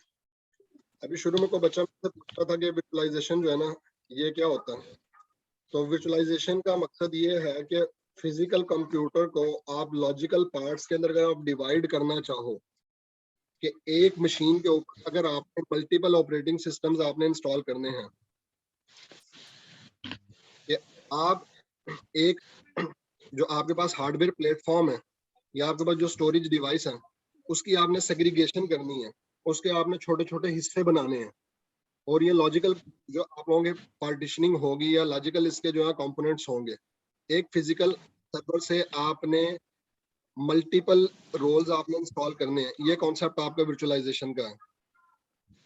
ठीक है, आप यूं कह सकते हैं कि virtualisation is a technology that transfer hardware into software. मिसाल के तौर पे आपके कंप्यूटर के अंदर जो है ना क्वाड कोर प्रोसेसर है, आपके कंप्यूटर के अंदर जो है ना 4 प्रोसेसर आपके पास लगे हुए हैं। आप ये चाह रहे हो कि बजाय 4 प्रोसेसर एक मशीन में लगे हों तो मैं 4 वर्चुअल मशीनें बना लूं और हर एक वर्चुअल मशीन को मैं एक एक प्रोसेसर असाइन कर दूं। तो बजाय इसके कि मैंने एक फिजिकल सर्वर से मैंने कोई एक काम लेना था, 4 प्रोसेसर को मैंने 4 वर्चुअल मशीन में मैंने डिवाइड कर दिया, 4 वर्चुअल मशीनें बनाई, हर एक मशीन को एक एक प्रोसेसर मैंने असाइन किया, और उसके बाद मिसाल के तौर पे 8 जीबी रैम थी, 8 जीबी रैम के अंदर से मैंने हर एक वर्चुअल मशीन को एक एक जीबी रैम दे दी। अच्छा, एक हर एक मशीन को एक एक जीबी रैम दे दी, 4 मशीनें बनाई, तो बाकी 4 जीबी रैम मेरे पास बच गई। तो अब जो 4 जीबी बच गई है, तो ये तो होगी फिजिकल सर्वर के लिए जिसके ऊपर आप वर्चुअलाइजेशन करेंगे। अच्छा, जो फिजिकल मशीन जिसके ऊपर हम लोग वर्चुअलाइजेशन करते हैं उसको हम लोग कहते हैं होस्ट मशीन, उसे क्या कहते हैं हम लोग? Host machine. और जो उसके अंदर बनने वाली वर्चुअल मशीन होंगी उसको हम लोग बोलते हैं guest machine. virtualization allows to run multiple operating system as a virtual machine, कि आपके जो बेस ऑपरेटिंग सिस्टम है ना इसके ऊपर है मिसाल के तौर पर विंडोज 10 इंस्टॉल है, लेकिन जो वर्चुअल मशीन बनानी है एक आपने 2016 सर्वर की बनानी है और एक आपने 2019 सर्वर की बनानी है। अब वैसे तो ये देखने में लगता है कि जी ये अचीवेबल नहीं है, ये कैसे पॉसिबल है, लेकिन virtualization लेयर के थ्रू जो है ना ये पॉसिबल है। Each copy of an operating system is installed into a virtual machine. जो आपके जो Windows 2019 सर्वर इंस्टॉल होगा या Windows 2016 सर्वर इंस्टॉल होगा, वो सेपरेट पार्टीशन के अंदर इंस्टॉल होगा और वो आपके फिजिकल मशीन के साथ मिंगल अप नहीं होगा, वो आपके फिजिकल चीजों को डिस्टर्ब नहीं करेगा। उसके लिए आप एक डेडिकेटेड पार्टीशन के ऊपर, डेडिकेटेड लोकेशन के ऊपर उसका डेटा जो है ना वर्चुअल मशीन का आप स्टोर करोगे, और एक एक जो है आपकी फिजिकल मशीन के ऊपर आप मल्टीपल वर्चुअल मशीन्स बना के उन पे आप डिफरेंट टाइप के ऑपरेटिंग सिस्टम इंस्टॉल कर सकते हो, और उसके साथ जो है ना अपने डिफरेंट टाइप के आपने एक्सपेरिमेंट करने हैं। अच्छा, ये सिर्फ एक्सपेरिमेंटल बेसिस पे नहीं होता, बल्कि आजकल प्रोडक्शन के अंदर और जो क्लाउड का कॉन्सेप्ट है ना, क्लाउड के अंदर सारी की सारी वर्चुअल मशीनें ही होती हैं, और ये प्रोडक्शन एनवायरनमेंट के अंदर जितने सर्वर चल रहे हैं ना, ये सारी की सारी वर्चुअल मशीन जो है, जो लोग जो है अपने घरों से बैठ के जो है वो एक्सेस कर रहे हैं। अब वो एक्सेस कैसे करते हैं? एक्सेस करने के लिए उन्हें जो है ना पहले वीपीएन डायल करना पड़ता है, वो वीपीएन कनेक्ट करते हैं, वीपीएन कनेक्ट करने के बाद जो है देन फिर वो अपनी वर्चुअल मशीनों को जो है वो एक्सेस कर पाते हैं। ठीक है, हाँ जी नाइमा बेटे, आपको वर्चुअलाइजेशन क्लियर हुआ कि वर्चुअलाइजेशन क्या होता है? जी। इसको आप ऐसे समझ लेना कि आपका एक जो है वो घर है, घर जो है ना आपका एक फिजिकल मशीन है आपके, उसके अंदर आपका जो है ना एक पेरेंट्स का कमरा, ये एक उसके अंदर बच्चों का कमरा, एक उसके अंदर गेस्ट रूम है। तो जो पेरेंट्स का कमरा ये एक वर्चुअल मशीन है, जो गेस्ट रूम है ये एक वर्चुअल मशीन है, जो बच्चों का कमरा ये एक वर्चुअल मशीन है।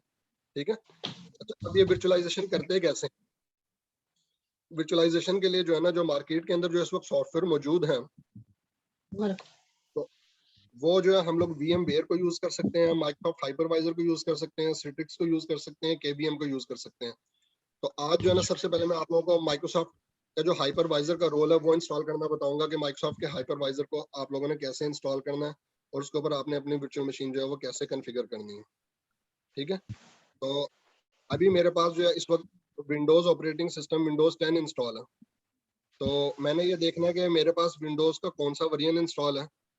तो उसके लिए सबसे आसान तरीका तो ये है कि जो मेरे पास दिस पीसी लिखा हुआ है या जो माई कंप्यूटर है, आप इस पर राइट क्लिक करके आपके प्रॉपर्टीज के अंदर आप राइट क्लिक करके प्रॉपर्टीज पे आप आएंगे, तो यहाँ पे बता रहा है कि इस वक्त मेरे पास विंडोज 10 प्रोफेशनल एडिशन इंस्टॉल हुआ हुआ। तो विंडोज 10 प्रोफेशनल एडिशन के ऊपर आप वर्चुअलाइजेशन कर सकते हो, या विंडोज का जो एंटरप्राइज एडिशन होता है उसके ऊपर भी वर्चुअलाइजेशन कर सकते हो, या विंडोज का जो अल्टीमेट एडिशन होता है उसके ऊपर भी आप वर्चुअलाइजेशन कर सकते हो। प्रोफेशनल पे, एंटरप्राइज पे और अल्टीमेट पे वर्चुअलाइजेशन की जा सकती है, लेकिन जो आप लोगों का होम एडिशन होता है जिसके अंदर होम बेसिक है या होम प्रीमियम है, उसके ऊपर वर्चुअलाइजेशन नहीं की जा सकती। ये बात आप लोगों ने जहन में रखनी है कि विंडोज का जो होम एडिशन है उस पर वर्चुअलाइजेशन नहीं की जा सकती, प्रोफेशनल एडिशन पे, एंटरप्राइज एडिशन पे या अल्टीमेट एडिशन पे वर्चुअलाइजेशन की जा सकती है। अच्छा, अब मैं इस अपनी मशीन के अंदर एक वर्चुअल मशीन बनाना चाह रहा हूँ, तो ये वर्चुअल मशीन जो है ये कैसे बनेगी? इसके लिए मैं सबसे पहले जो है कंट्रोल पैनल के अंदर आऊंगा। ठीक है, तो आप लोगों के डेस्कटॉप के ऊपर ही जो है ना, आप लोगों के ये सामने कंट्रोल पैनल का आइकन होता है, यहाँ पे लिखें या फिर आप स्टार्ट के अंदर आए, रन के अंदर आए, यहाँ पे आप आगे कंट्रोल पैनल लिख लें, दोनों तरह से ये आपका ओपन हो जाता है। आप सबसे पहले कंट्रोल पैनल के अंदर आओगे और कंट्रोल पैनल के अंदर सारे आइकन्स को डिस्प्ले आप करवा लोगे, all control panel items, all control panel. सबसे पहले आप लोग कंट्रोल पैनल के अंदर आए हैं। कंट्रोल पैनल में कैसे आना है? आप लोग सर्च के अंदर आके यहाँ पे आप लिखा कंट्रोल पैनल। ठीक है, कंट्रोल पैनल पूरा लिखें तब भी आ जाता है, या आप सिर्फ लिखना टाइप करना आप शुरू करेंगे ये तब भी आ जाएगा। अच्छा, जैसे जैसे ऑपरेटिंग सिस्टम को डिस्कस करेंगे मैं आपको इनके शॉर्टकट्स भी बताऊंगा। आज मैं अभी आपको फिलहाल शॉर्टकट्स के अंदर आप लोगों को नहीं लेके जा रहा, कल से इंशाल्लाह हम लोग जो नेक्स्ट लेक्चर से हम लोग शुरू करेंगे कि इनके जो है ना शॉर्टकट कौन कौन से हैं। तो आप लोग कंट्रोल पैनल में आना, स्टार्ट में आए और सर्च के अंदर आके यहाँ पे आप लिखे कंट्रोल पैनल, या फिर आप लोग माई कंप्यूटर के साथ ही जहाँ पे माई कंप्यूटर का आइकन होता है वहीं पे ही जो है आप लोगों के जो है दिस पीसी का आइकन है, वहीं पे साथ में कंट्रोल पैनल का आइकन है, इस पर डबल क्लिक किया आपने। डबल क्लिक करने के बाद आपने ऑल कंट्रोल पैनल आइटम्स पे क्लिक किया। देन उसके बाद यहाँ पे आप लोगों के सामने लिखा आ रहा होगा प्रोग्राम्स एंड फीचर्स। आप प्रोग्राम एंड फीचर्स के अंदर आएंगे। प्रोग्राम एंड फीचर्स के अंदर आने के बाद यहाँ पे लेफ्ट साइड पे लिखा हुआ है turn Windows feature on end of, आप इस पे क्लिक करोगे। ठीक है, अच्छा मैं आप लोगों को दूसरा एक और चीज ये सजेस्ट करूंगा कि आप लोग साथ साथ जो है ना अपने नोट्स बनाएं और आप स्क्रीनशॉट लें। स्क्रीनशॉट आप कैसे ले सकते हैं? स्क्रीनशॉट लेने के 2-3 तरीके हैं। एक तरीका तो ये है कि जो हमारे पास जो माइक्रोसॉफ्ट ऑफिस इंस्टॉल हुआ है इसके अंदर एक प्रोडक्ट होती है जिसका नाम है वन नोट, ठीक है। तो आप वन नोट के अंदर ये स्क्रीनशॉट सेव कर सकते हो। तो मिसाल के तौर पे मैंने इस इंटरफेस का मैंने स्क्रीनशॉट लेना है, तो इसका स्क्रीनशॉट मैं कैसे लूंगा, कहाँ से लूंगा? बिल्कुल यहाँ पे टास्क बार पे एक आइकन ये नजर आ रहा है मुझे, ये टेक स्क्रीन क्लिपिंग, ठीक है। इस पे क्लिक करके भी, या फिर आप विंडो शिफ्ट और S, window shift S, window की प्रेस करें कीबोर्ड से, शिफ्ट की प्रेस करें और एस की प्रेस करें, तो ये चीज आपके सामने आ जाएगी और आप इस तरीके से इसको ड्रैग करके ये आपने इसका स्क्रीनशॉट इस तरह भी ले सकते हैं। या फिर आप ये इस आइकन पे आके और आपने जितने हिस्से का स्क्रीनशॉट लेना है स्क्रीनशॉट ले लेंगे। और ये स्क्रीनशॉट आपका सेव कहाँ पे हुआ है? ये स्क्रीनशॉट जो है वन नोट के अंदर ये हमारे पास सेव हो गया होगा, ठीक है। ये देखें मैंने स्क्रीनशॉट लिया। इसका फायदा क्या कि ये मैं जब नोट्स बनाऊंगा अपने, तो मुझे याद रहेगा कि यार मैंने इस इंटरफेस पे जाना है और फिर मैंने इस चीज के ऊपर क्लिक करना है। अच्छा, हम लोग कहाँ पे आए? कंट्रोल पैनल के अंदर आए। कंट्रोल पैनल के अंदर turn Windows feature on end of click किया। देन उसके बाद यहाँ पे आप लोगों के पास एक हाइपरवाइजर का चेकबॉक्स आ रहा होगा, इसको आपने सेलेक्ट कर देना, ठीक है। हाइपर वी का जो चेकबॉक्स है इसको आपने सेलेक्ट करना और मेक श्योर करना है इसके अंदर जितने सब कंपोनेंट्स हैं सारे के सारे सिलेक्ट हो। इसके अंदर 4 कंपोनेंट्स दिखा रहा होता है, Hyper V GUI management tool, hypervisor graphical user interface management tool, hypervisor module for Windows PowerShell, Hyper V hypervisor और हाइपर वी सर्विस। ये चारों के चार आपके सिलेक्ट होने चाहिए। ये आप सिलेक्ट करोगे, ओके करोगे, ये थोड़ी देर लगाएगा, ये आपकी इंस्टॉलेशन शुरू कर देगा और ये थोड़ी देर में आपको कहेगा कि ये चेंजेस आपने जो है वो अप्लाई करनी है। तो अप्लाई करने के लिए आपको कंप्यूटर को रिस्टार्ट करना पड़ेगा, ठीक है। तो मैं अभी जो है कंप्यूटर को फिलहाल रिस्टार्ट नहीं करता, क्योंकि कंप्यूटर को रिस्टार्ट करूंगा तो क्लास भी डिस्कनेक्ट हो जाएगी और रिकॉर्डिंग भी जो है वो पास हो जाएगी। मैं फिलहाल डोंट रिस्टार्ट पे क्लिक कर रहा हूँ। तो दोबारा से बता दूं आपको कि आपने Windows feature on end of पे क्लिक करना है और उसके बाद आपने हाइपरवाइजर को सिलेक्ट करके इसके अंदर आपने मेक श्योर करना है कि हाइपरवाइजर से सारी की सारी चीजें जो आपके पास सिलेक्ट हुई हुई आए, ठीक है। यहाँ तक क्लियर है? ये मैं इसका स्क्रीनशॉट लेके ये ग्रुप के अंदर भी पोस्ट कर देता हूँ।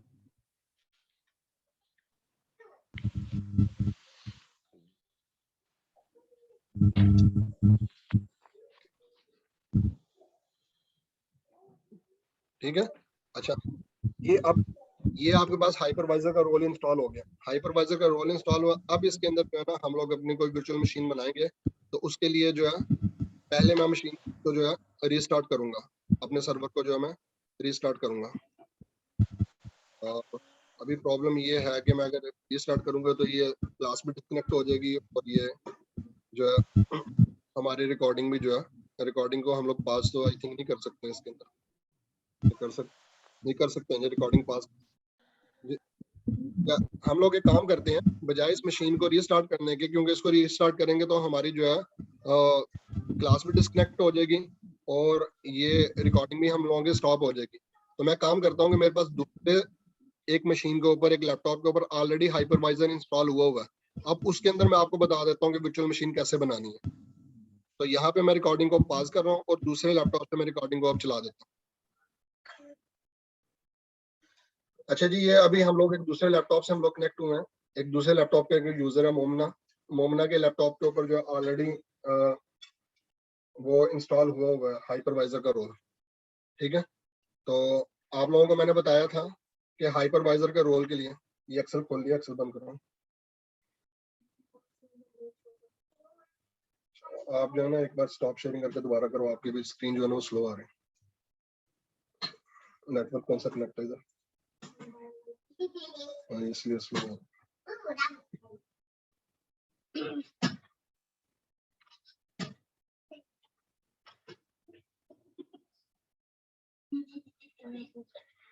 अच्छा जी, मैं अभी आप लोगों को बता रहा था, आवाज आ रही है ना सबको? जी जी जी जी, ये हमारे पास एक दूसरी मशीन है। इस मशीन के अंदर जो है ऑलरेडी हमारे पास इंस्टॉल है हाइपरवाइजर का रोल।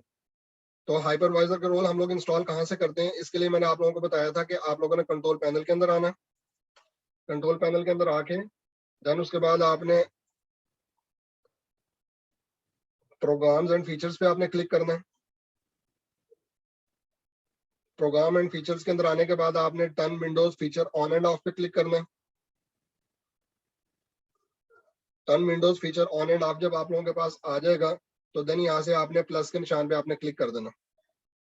इसके हाइपरवाइजर के जो प्लस का निशान है और जितने चेक बॉक्सेस हैं चारों के चार, तो ये जो दूसरी मशीन है जिससे अभी मोमना कनेक्टेड है, तो ये इस लैपटॉप के ऊपर ऑलरेडी हाइपरवाइजर का रोल इंस्टॉल हुआ है, ठीक है। और हाइपरवाइजर का रोल इंस्टॉल करने के बाद जो है ना, आपने अपने कंप्यूटर को एक बार रीस्टार्ट करना है। जब तक आप रीस्टार्ट नहीं करोगे तो आप उस वक्त तक वर्चुअल मशीन नहीं बना सकते। अच्छा, ये हाइपरवाइजर का रोल इंस्टॉल होने के बाद हमें पता कैसे लगेगा? आप लोग उस मशीन के अंदर स्टार्ट के अंदर आए, रन के अंदर आए और यहाँ पे आके लिखे हाइपरवाइजर। आप हाइपर लिखेंगे खुद ब खुद आ जाएगा हाइपर वी मैनेजर। इस पे क्लिक कर लें और यहाँ पे आप राइट क्लिक करके पिन टू स्टार्ट बार कर दें या पिन टू टास्क बार कर दें। जब आप पिन टू स्टार्ट करेंगे तो ये स्टार्ट मेन्यू में आ जाएगा, और अगर पिन टू टास्क बार करेंगे तो यहाँ पे नीचे आ जाएगा। ये देखिए नीचे भी इसका आइकन आ रहा है। तो ये हमारे पास यहाँ पे इस वक्त जो है ये हाइपर वी मैनेजर जो इंस्टॉल हुआ दिखा रहा है। तो ये हाइपरवाइजर का या हाइपर वी का, अच्छा अगर मैं हाइपरवाइजर कहता हूँ या हाइपर वी कहता हूँ, दोनों के एक ही मतलब है। ये हमारे पास हाइपर वी मैनेजर है। इस हाइपर वी मैनेजर के अंदर हम लोग जो है अपनी वर्चुअल मशीन बनाएंगे। अच्छा, बेहतर ये है कि ताकि आप लोगों को खुद मालूम रहे, ताकि आप लोगों को खुद पता रहे कि मैंने कौन सी चीज कहाँ पे बनाई है, कौन सी चीज कहाँ पे कॉन्फ़िगर की है। आप अपनी मैनेजमेंट को थोड़ा सा बेहतर करें और जो है ना प्रॉपर फोल्डर स्ट्रक्चर बना के उसके अंदर आपने जो है वर्चुअल मशीन के सारे कंपोनेंट्स, इसकी जो भी कोई हार्डवेयर कॉन्फ़िगरेशन है, जो इसकी जो फाइलें हैं, जो ऑपरेटिंग सिस्टम है, आपने प्रॉपर एक फोल्डर बना के वहां पे रखना है। तो इसके लिए हम लोग ये करते हैं कि हम लोग अपने माई कंप्यूटर पे आते हैं और हम लोग डी ड्राइव के ऊपर आके या ई ड्राइव के ऊपर आके हम लोग एक फोल्डर बना लेते हैं, ठीक है। हमारे कंप्यूटर के अंदर इधर डी ड्राइव है। डी ड्राइव के अंदर हम लोगों ने एक राइट क्लिक किया, न्यू फोल्डर बना लिया, ठीक है। इसको मैंने नाम दे दिया कि वीएम का नाम दे दिया या वीएम्स का नाम दे दिया या लैब का नाम दे दिया, या मैंने जो भी कोई मेरे कोर्स का नाम है। फॉर एग्जांपल हम लोग MCSE का कोर्स कर रहे हैं। MCSE stands for Microsoft certified solution expert. तो हम लोग जो है कोर्स कर रहे हैं, MCSE का कर रहे हैं या PNC का कर रहे हैं, जो भी कोर्स कर रहे हो आप अपना कोर्स का नाम लिख लो, तो या लैब टेस्टिंग लिख लो या VMs लिख लो अपनी सहूलत के लिए, ठीक है। मैंने एक MCSE का फोल्डर बनाया डी ड्राइव के ऊपर। इसके अंदर अगेन मैंने राइट क्लिक किया और एक और मैंने न्यू फोल्डर बना दिया। इस फोल्डर का नाम मैंने रखा फॉर एग्जांपल 2016 सर्वर, कि मैं जो इसके अंदर मशीन बनाऊंगा ना वो 2016 सर्वर की बनाऊंगा। अब उसके बाद आप लोगों ने क्या करना है कि आप हाइपर वी मैनेजर पे क्लिक करेंगे। अच्छा, बाज लोगों का ये होगा हाइपर वी मैनेजर पे जब वो क्लिक करेंगे ना तो उनको यहाँ पे कुछ भी नहीं नजर आ रहा होगा। तो अगर ऐसी सूरत हाल है तो परेशान होने की जरूरत नहीं है। आप लोग सिंपल राइट क्लिक करेंगे और करेंगे कनेक्ट टू सर्वर।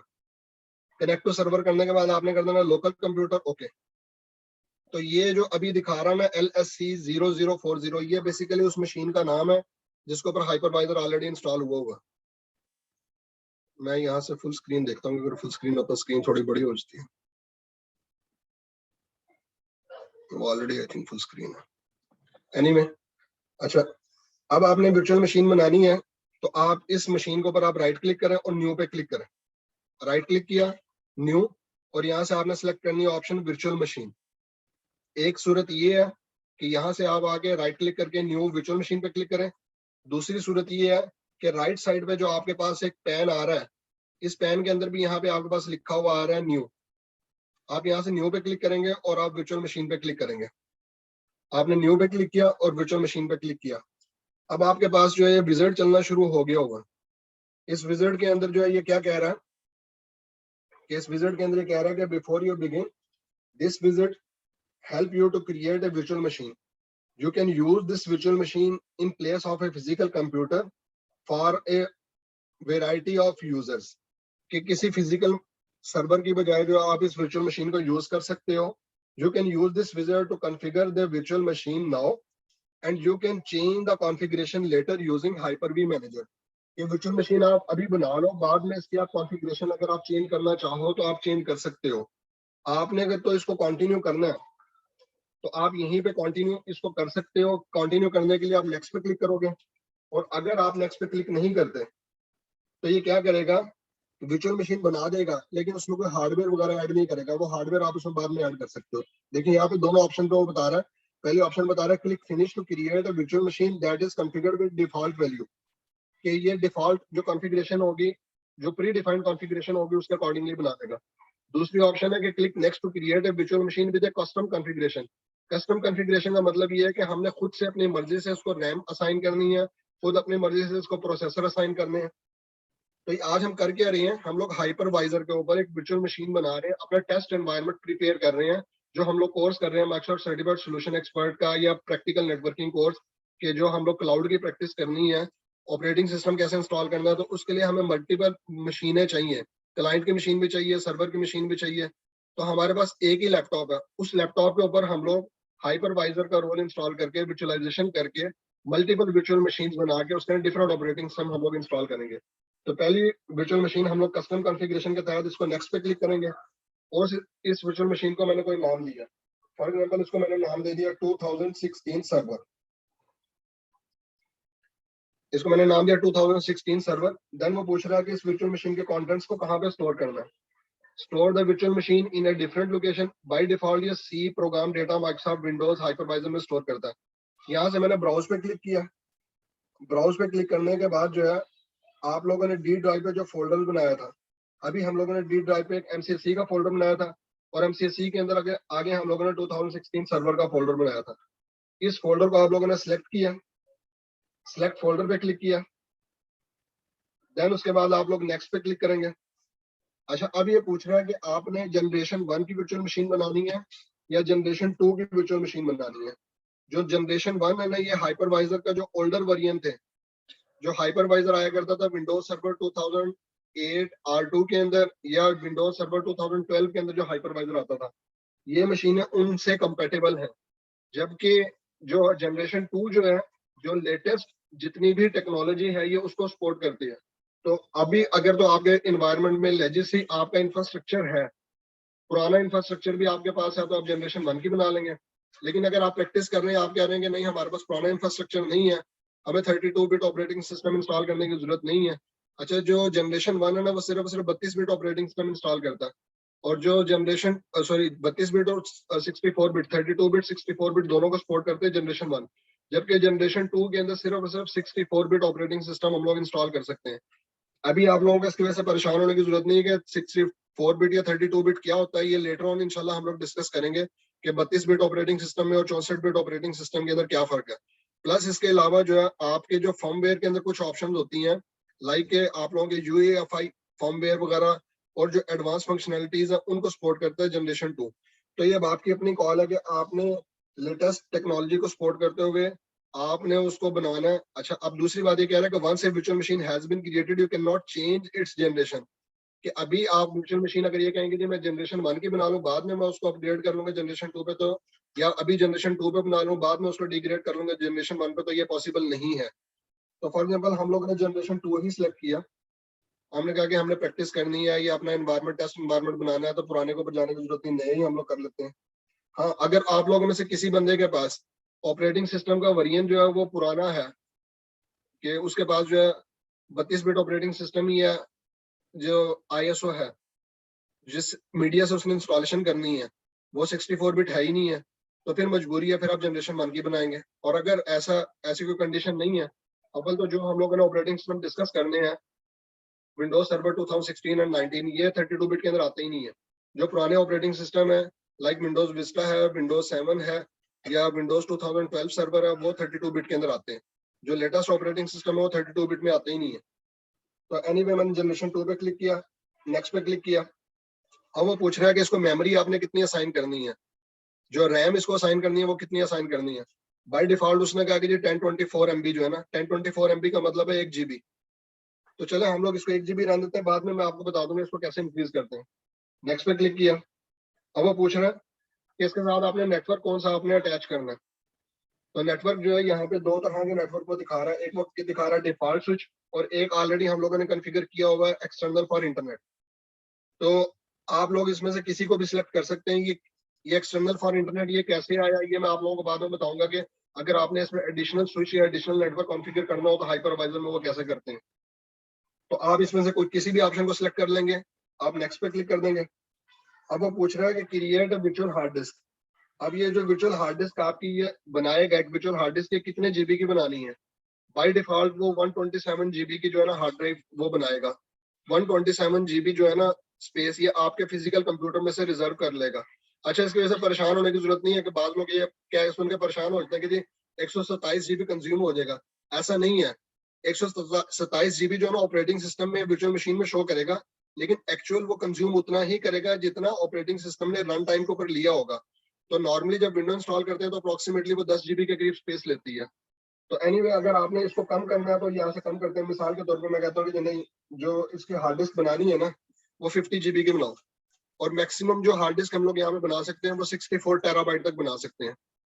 अच्छा, ये मैंने 50 जीबी की इसकी मैंने हार्ड डिस्क रखी, नेक्स्ट पे क्लिक किया। अब वो पूछ रहा है कि इसके ऊपर ऑपरेटिंग सिस्टम आपने अभी इंस्टॉल करना है या बाद में करना है। Install an operating system later, या अगर आपने इसके ऊपर विंडो अभी इंस्टॉल करनी है, अगर आपने अभी इंस्टॉल करनी है तो मैंने यहाँ पे सिलेक्ट कर दिया install an operating system from A bootable image. उसके बाद आप ब्राउज करके अपने सीडी रोम के अंदर जो है आप उसका मीडिया डाल दोगे, सीडी रोम या डीवीडी रोम या जो कुछ भी है। अगर आपके लैपटॉप के अंदर सीडी रोम, डीवीडी रोम या ब्लू रे ड्राइव नहीं है तो फिर आप क्या करोगे, आप इसका ISO इमेज डाउनलोड कर लोगे माइक्रोसॉफ्ट की साइट से जाके, जो है ना ट्रायल मीडिया का आप डाउनलोड कर लोगे 2016 सर्वर का या 2019 सर्वर का। तो मैंने ऑलरेडी डाउनलोड करके रखा हुआ है, और मेरे पास जो है ना मेरी डी ड्राइव के अंदर जो है ना मीडिया के नाम से मैंने एक फोल्डर बना के उसमें डिफरेंट टाइप के मीडियाज मैंने डाउनलोड करके रखे हुए।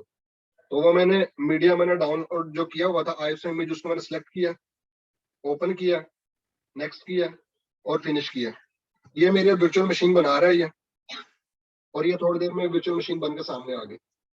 अच्छा, अभी ये वर्चुअल मशीन जो है ना टर्न ऑफ कंडीशन के अंदर है। अभी आप लोगों में से किसी ने मेरे से ये एक सवाल नहीं किया कि इसके प्रोसेसर कहाँ पे है, इसकी बाकी कॉन्फ़िगरेशन कहाँ पे है। तो इसने कुछ ऐसी चीजें तो हम लोगों से पूछी नहीं है। तो मैं उसके लिए राइट क्लिक करके इसके सेटिंग्स पे आता हूँ और आगे देखता हूँ कि इसने इसको कितने प्रोसेसर असाइन किए। बाय डिफॉल्ट उसने इसको एक ही वर्चुअल प्रोसेसर असाइन किया। मैंने कहा नहीं, मेरे लैपटॉप के अंदर इसमें फॉर एग्जांपल 16 प्रोसेसर लगे हुए हैं, तो चलो मैं इस मशीन को 2 और असाइन कर देता हूँ। तो मैंने यहाँ से नंबर ऑफ प्रोसेसर इंक्रीज कर दिया। अच्छा, रैम जो है वो 1 GB है। मिसाल के तौर पे मेरे लैपटॉप में इसमें जो 32 GB रैम है, मैं कहता हूँ यार इस तरह करो, उसको 2 GB रैम कर दो ताकि थोड़ी मशीन फास्ट हो। तो मैंने यहाँ पे लिख दिया 2048। तो यानी मशीन बनाने के बाद भी उसका हार्डवेयर आप चेंज कर सकते हो। और ये कौन सा हार्डवेयर चेंज कर रहा हूँ, ये मैं सारा वर्चुअल हार्डवेयर चेंज कर रहा हूँ। ठीक है, इसको मैंने अप्लाई किया, यानी इसके अंदर रैम 1 GB से 2 GB कर दिया, प्रोसेसर एक की बजाय हम लोगों ने 2 कर दिए। ओके किया। अब राइट क्लिक करके मैंने इस मशीन को किया कनेक्ट पे क्लिक किया, और देन उसके बाद मैं स्टार्ट पे क्लिक कर दूंगा। कनेक्ट पे क्लिक किया और मैंने स्टार्ट पे क्लिक किया। अब ये वर्चुअल मशीन स्टार्ट होगी और ये विंडोज की इंस्टॉलेशन शुरू कर देगी। वो देखें क्या रहा, प्रेस एनी की टू बूट फ्रॉम CD और DVD।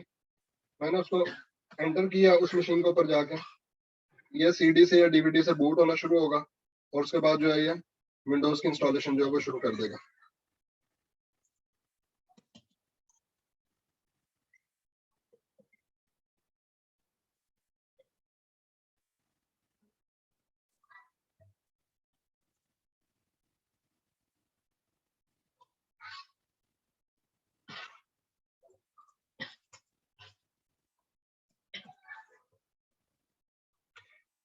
जी, यहाँ तक सब लोगों को क्लियर है?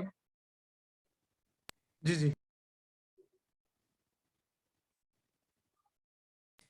मेरे भाई, ये अगर पुरानी विंडोज हो, 8 हो या 7 हो, उनके ऊपर भी प्रोसीजर यही होगा?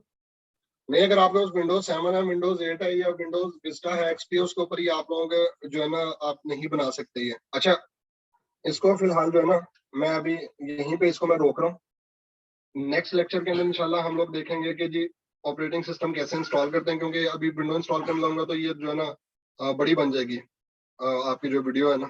तो मैं फिलहाल इसको यहीं पे बंद कर रहा हूँ, और मैंने आज आपको बताया कि वर्चुअल मशीन जो है वो कैसे बनाते हैं। वर्चुअल मशीन बनाने के लिए सबसे पहले हम लोगों ने हाइपरवाइजर का रोल इंस्टॉल किया।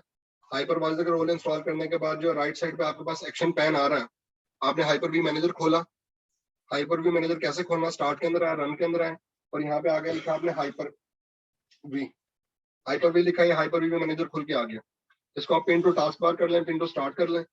देन उसके बाद राइट साइड पे एक्शन पैन आ रहा है, इस पे आपने न्यू पे क्लिक किया, वर्चुअल मशीन पे क्लिक किया, नेक्स्ट पे क्लिक किया, वर्चुअल मशीन का जो भी नाम देना, फॉर एग्जांपल इसका नाम दिया मैंने 2019 server. Store the virtual machine on a different location, default location में नहीं करना बल्कि डिफरेंट लोकेशन पे करना। ब्राउज करके आपने इसका पाथ बता देना। मैंने कहा डी ड्राइव के अंदर मेरे पास MCSC का फोल्डर है, इसके अंदर कहा मैंने कि जिसके अंदर एक नया फोल्डर बना रहा 2019 का, उसके अंदर रखना है सारी चीज को। ये आप लोगों ने फोल्डर स्ट्रक्चर लाजमी बनाना, ये ना होगा बाद में चीजें आपके मिक्सअप हो और आप फिर खुद परेशान हो। मैंने सिलेक्ट फोल्डर किया, नेक्स्ट किया, वो पूछा जनरेशन 1 की बनानी है, जनरेशन 2 की बनानी है, मैंने जनरेशन 1 या जनरेशन 2, फॉर एग्जांपल जनरेशन 1 मैंने सिलेक्ट किया, नेक्स्ट किया, और देन उसके बाद जो है इसको रैम मैंने 1 GB ही रहने दी, नेक्स्ट पे क्लिक किया, और नेटवर्क कौन सा कनेक्ट करना है, यहाँ से आप डिफॉल्ट सूची आप लोग रहने दें, नेक्स्ट पे क्लिक किया। हार्ड डिस्क जो है वो बाय डिफॉल्ट 127 GB की बनाता है, मैंने कहा कि नहीं 127 GB की नहीं 50 GB की बस बना दो, बाद में हम लोग अगर इंक्रीज करना चाहें तो इसको कर सकते हैं। नेक्स्ट पे क्लिक किया। ऑपरेटिंग सिस्टम बाद में इंस्टॉल करना है या अभी करना है, मैंने कहा install and operating system physical drive, क्या अगर फिजिकल ड्राइव सेलेक्ट करूंगा मैं तो जो मेरे CD रोम है, DVD रोम है, उसमें मुझे ड्राइव के अंदर डिस्क डालनी पड़ेगी। दूसरी ऑप्शन है कि इमेज फाइल फ्रॉम ISO, तो मेरे कंप्यूटर के अंदर अगर कहीं पे ISO मीडिया फाइल पड़ी हुई है तो ISO मीडिया फाइल अगर मेरे पास पड़ी है 2019 सर्वर की, ये पड़ा होगा 180 डेज का ट्रायल पड़ा हुआ है, इसको मैंने सेलेक्ट किया, नेक्स्ट किया और फिनिश किया। ये इतना सा काम करेंगे और ये हम लोगों की वर्चुअल मशीन बन जाएगी। अब इस वर्चुअल मशीन को अगर आप राइट क्लिक करके कनेक्ट पे क्लिक करेंगे और उसके बाद आप स्टार्ट पे क्लिक करेंगे तो ये इसकी विंडो की जो है इंस्टॉलेशन शुरू कर देगा। तो हम लोगों ने अभी 2 वर्चुअल मशीनें बनाई हैं। एक वर्चुअल मशीन हम लोगों ने बनाई है विंडोज 2016 सर्वर की और दूसरी बनाई 2019 सर्वर की। तो इसने शुरू में कहा था प्रेस एनी की टू बूट फ्रॉम CD रोम, तो मैंने वो प्रेस की और अब इसने विंडो की इंस्टॉलेशन शुरू कर दिया। जिस तरह आप अपने फिजिकल कंप्यूटर पर विंडो इंस्टॉल करते हैं, बिल्कुल ऐसे ही उन्हीं स्टेप्स को फॉलो करते हुए आप यहाँ पे विंडोज जो है इंस्टॉल कर लोगे। जी यहाँ तक क्लियर? कल इंशाल्लाह जो है हम लोग इसको यहीं से आगे कंटिन्यू करेंगे। कल से मुराद है कि मतलब नेक्स्ट लेक्चर में, तो जी मिलते हैं इंशाल्लाह फिर एक ब्रेक के बाद।